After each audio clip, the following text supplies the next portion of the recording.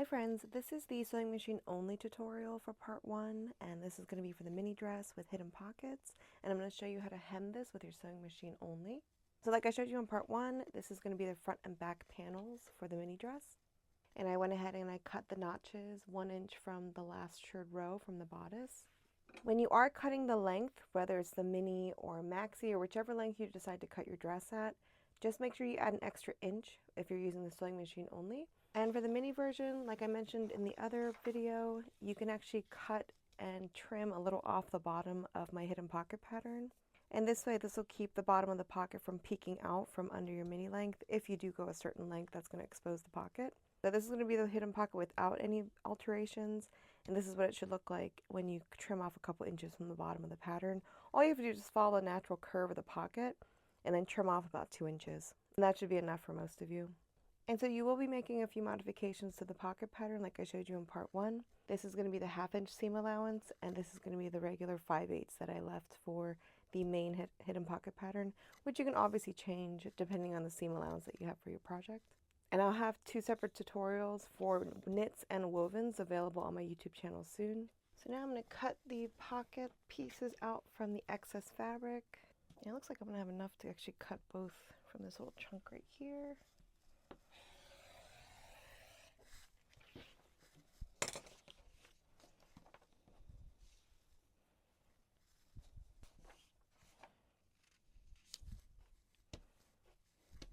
And again, I have the pattern weight pattern available on my site. I'll have it linked below if you want to learn how to make your own one of these. They do come in handy. You can fill these with a variety of items. I happen to have some extra rice, and that's what I use to fill these. You can use tiny objects like marbles, beads, coins sometimes, and even washers if you want to add some weight inside.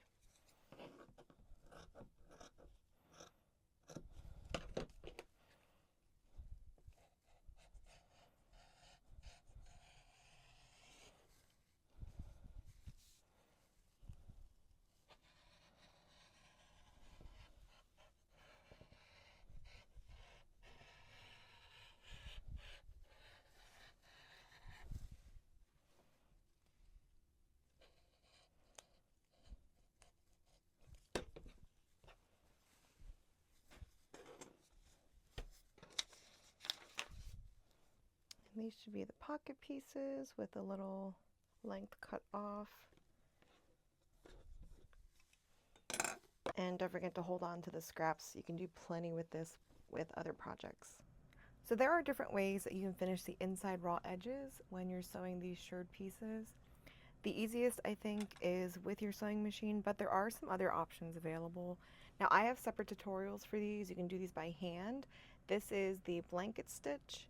I actually have a shorts with this tutorial, and it's also on my Instagram and TikTok accounts, but here on YouTube I do have a shorts for these.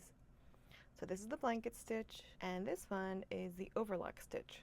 So this is when you're hand sewing, and the underside looks a lot like the blanket stitch, but the right side looks like this, kind of the same finish as an overlock stitch on your serger machine. So the method that I think is the easiest is either using a zigzag stitch on your sewing machine, or you can use pinking shears. I think that's the quickest method. So just trim away about halfway between the seam allowance and the stitch that you have for the side seam. And with pinking shears, it's very simple. This will curl into itself over time, but if you don't have pinking shears, just use a zigzag stitch on your machine, just a regular zigzag stitch. Line up the needle so that it's kind of right next to the stitch line.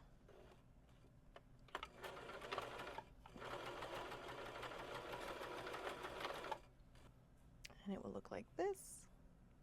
And that's just a really easy way. It's just mimicking what the pinking shears look like. If you want, you can trim away all this excess here, but it's up to you. Next, most machines should have like an overcast stitch. This is what the foot looks like. It's gonna have a little guide right here. I changed my setting to G, and then my stitch length to the S2. And then you add the presser foot. And I actually have the link for the shorts tutorial of what this looks like, but I'm going to show you real quick. You can actually line it up to the edge of the fabric, and this will feed through like this. And it actually looks very similar to the overlock stitch of a serger. So this is another great way you can use your regular sewing machine to mimic a serger seam when you're trying to finish the raw edges throughout this shirred tutorial series. And it will look like this. So this is how your sewing machine can look like a serger without buying a serger. You can absolutely do any of these stitches easily with your sewing machine or by hand, like the top 2 stitches here. I have all the tutorials linked in the description box. You can try the different ones out, see which one you like the most, and play around with it, see which one you like to use. You can even use different stitches or different finishings for different pieces throughout this series. So on my Janome HD1000, I actually don't have a 1-inch marker. So the widest that my seam allowance guide goes on my Janome HD1000 is actually 3/4 inch. I will add the post-it where the 1-inch mark should be. So if this is only up to 3/4,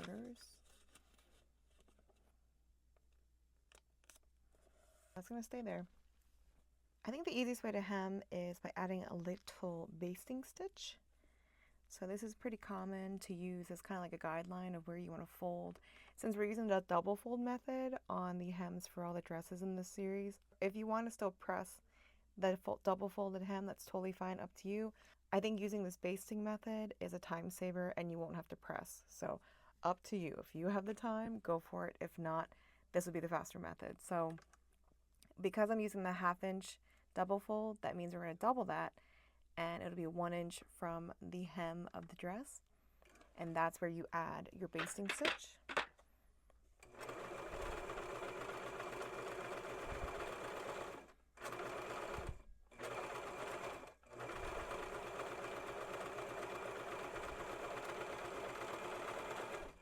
So it will look like that.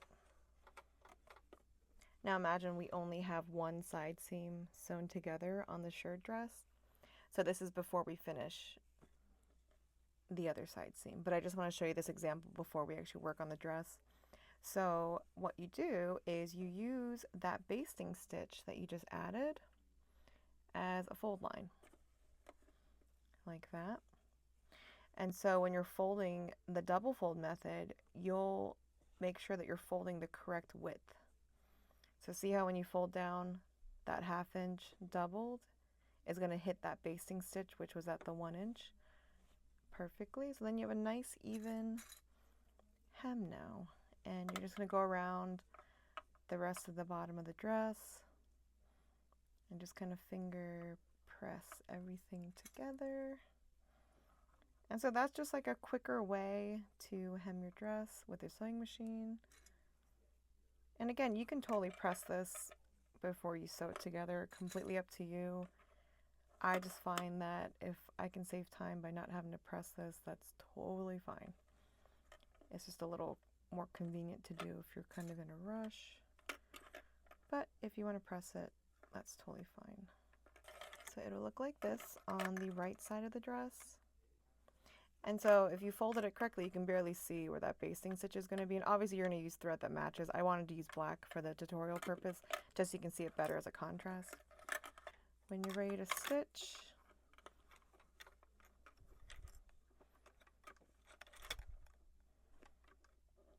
I would line up my presser foot too, because you have to remember there's a 1/2 inch under here that you can't see.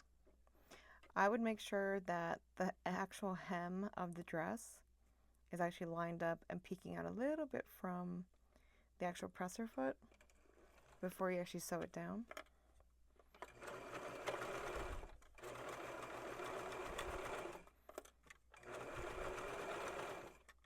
And this way it lays nice and flat when you're sewing over to finish the hem.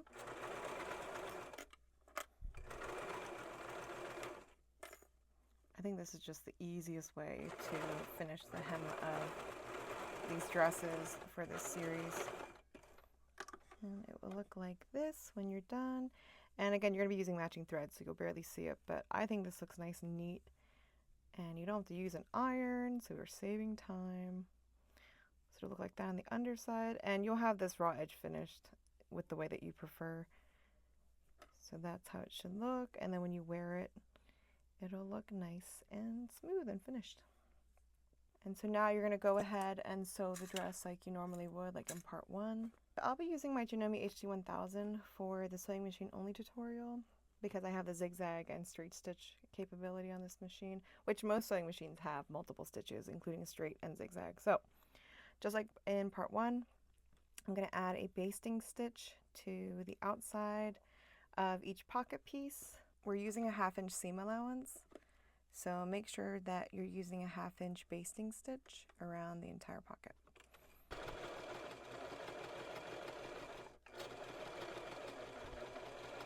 And take your time stitching around the curves. And I'm using black thread so you can see it a lot easier as a contrast. But you'll be using, matching thread for your actual garment.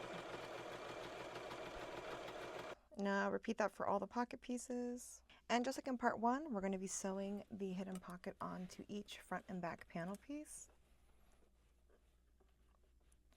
And again, make sure that you're using a 1/2 inch seam allowance.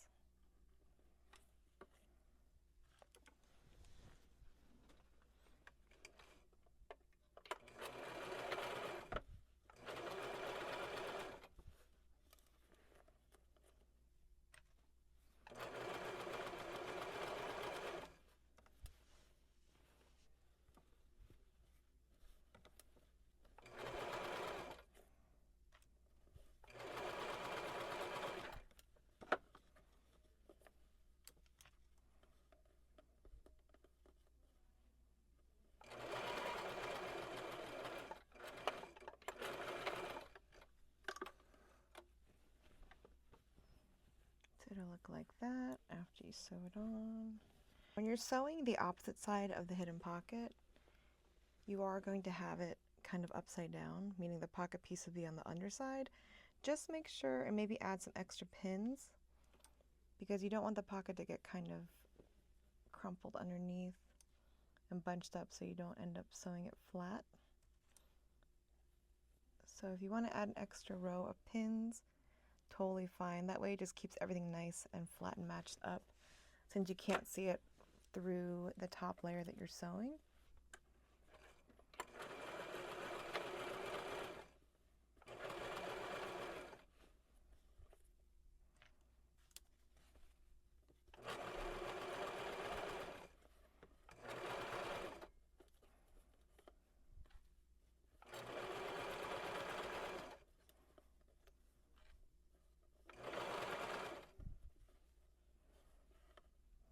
Take your time too. You want to make sure nothing gets like tangled up. Okay. And then take your pins out.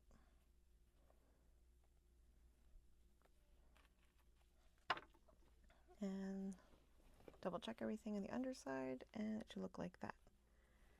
So both pockets should be sewn on the front and back panels just like in part 1.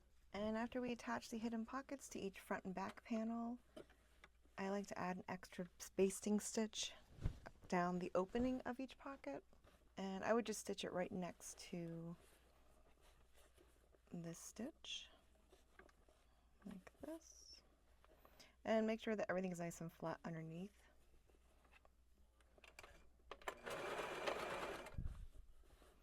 And don't pull too hard, just kind of let it naturally lay flat while you're sewing. You shouldn't have to make major adjustments for this part.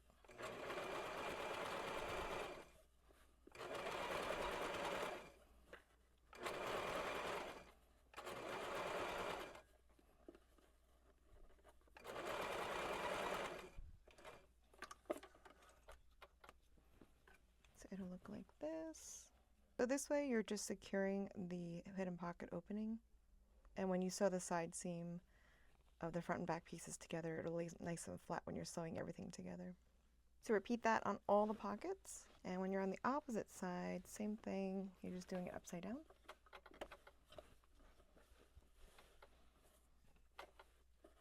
So just add the stitch about halfway in the middle of the seam allowance pretty much.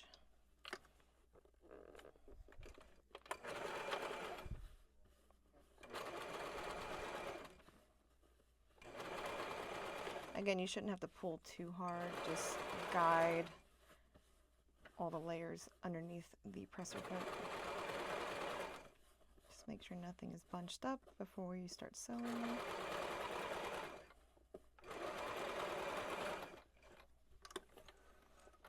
And double check after you're done. And it should look like this. And just like in part one, now we're going to match up the side seams of both the front and back pieces, right sides together. We're going to sew down the entire side along the outer edge of the hidden pocket down to the hem. And you'll be using a 1/2 inch seam allowance again.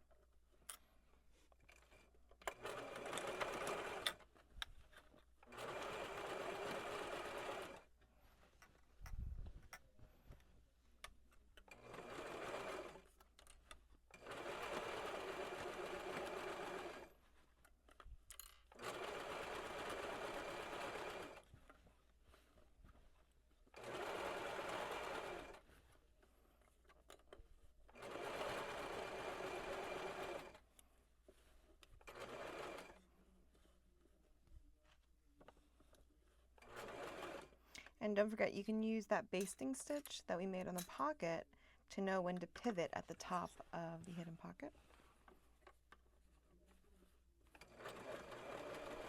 And then sew along the basting stitch as your guideline to where to sew the side seams together along the hidden pocket. Take your time around the curves, lift your presser foot if you need to.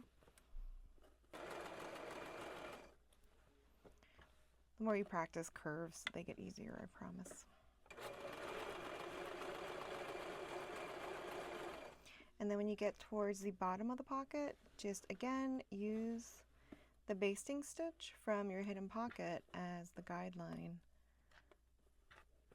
And you're going to sew until you hit the actual side seam of your dress again. And that's your pivot point. So you're going to lift and pivot at this part, lower your presser foot, and then continue sewing 1/2 inch seam allowance all the way down to the hem.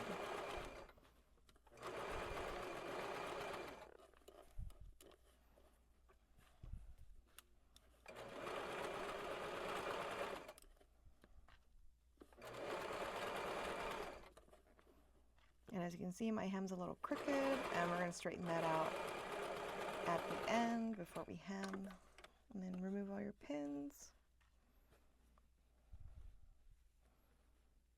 And then trim any loose tails at this part. Just neatens up the inside. And now you see why those basting stitches are very helpful. So that's what it's going to look like. Now repeat that on the other side. So now we have to fix the hem since it's a little crooked. So you want to keep the dress inside out. And then you're going to fold it in half and match up the pockets and the sides and the top of the dress. And this is going to let us know if the pocket length is too long for the hem. Now I cut this dress again about 1 inch longer than I needed it to be. And so as you can see, when you kind of line everything up, you can't see the pocket from the outside of the dress, which is good. I'm going to straighten it out to match the little shorter piece. And that'll still be long enough for me. Double check the length for yourself before you start cutting. And if it is too short, let's say like you did cut it shorter than you wanted, and then after you're done, it's not as long as you wanted, you can just add a couple inches of a ruffle trim, and I'll show that in a later video so we can cover up that little error no one's gonna know. So again, match up the top of the dress and the pockets before we do any cutting. And do your best to make sure it's all laying as flat as possible.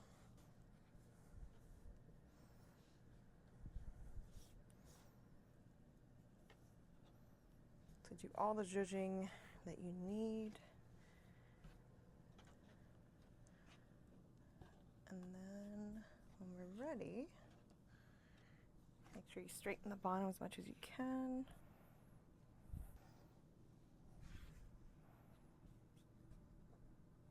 So I'm going to cut it around 21 inches. So now I'm going to even out the bottom around the 21-inch mark for me.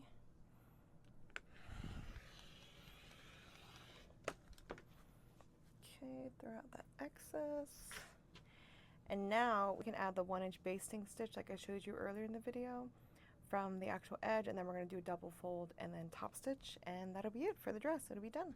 So like I showed you earlier, we're going to be basting a 1-inch stitch along the edge, so it'll be like 1 inch away from the hem edge. Now remember, I added the sticky note since my machine doesn't have a 1-inch seam allowance marker.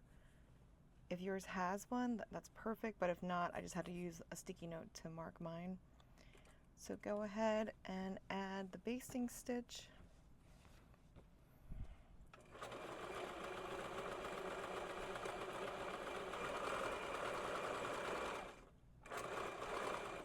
So now we get to the end, and we're going to trim off the excess. So like I showed you before, we're going to take the hem and do a double fold. Let me start out in the middle of the skirt so you can see it easier. And you'll do this along the entire hem of the dress. And make sure you're keeping it as flat as possible. I would do the 4 corners, like meaning the side seams and then the center between in the middle of the front and back panel, kind of set the 4 corners in a way, and that will actually make it easier for you to fold everything nice and even. Okay, and take your time. Doesn't have to be perfect, but just get it as close as you can to nice and even. And then you'll just keep folding and pinning or clipping along the entire hem. So after you're done pinning the entire hem, it should look like this, like that. And now we're just going to add a top stitching on top. Now remember, this is a 1/2 inch wide, so you only need to make sure that you're sewing pretty much like halfway through the actual folded hem. So I like to start around the side seam. You want to back stitch when you start and stop. So like I said, you really just have to put your presser foot lined up against the edge and do a straight stitch along the entire hem.